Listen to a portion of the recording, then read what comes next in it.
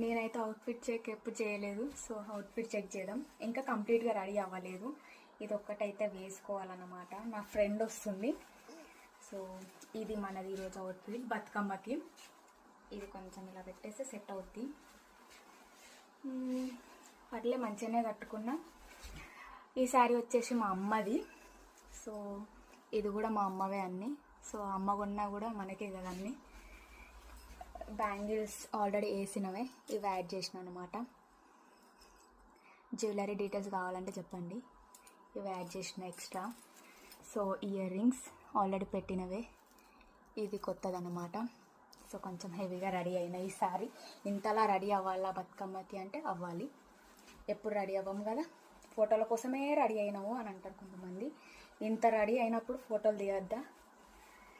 So ఇది మన outfit ఈరోజు.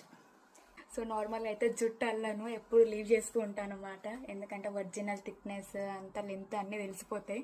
సో ఇన్ని రోజులు లీవ్ చేస్తా కాబట్టి అందరు లాంగ్ హెయిర్ అది ఇది అని అంటారు. లాంగ్ హెయిర్ ఏం కాదు. ఇక ఇది మన థిక్నెస్ ఏం లేదు, కొత్తిమీర కట్టంతా కూడా లేదు. సో ఫస్ట్ టైం జుట్టు అల్లిన. అవుట్ఫిట్ మీదకి సెట్ అయిందా? సో మా మమ్మీ ఆల్రెడీ శారీ కట్టుకుంది, నాకు పంపించింది. సో నేను ఇప్పుడు కట్టుకున్నా.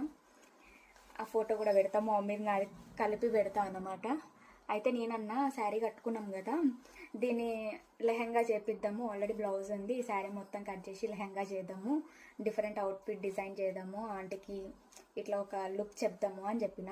మా మమ్మీ అన్నది, అమ్మ అంత కాస్ట్లీ చీర నువ్వు లెహంగా పెట్టిస్తావా, ఏం అవసరం లేదు అని అన్నది. సో గెస్ చేయండి ఈ శారీ ఎంత ఉంటుంది అనుకుంటున్నారు కాస్ట్? ఒకవేళ మీరు గెస్ చేసేదాన్ని బట్టి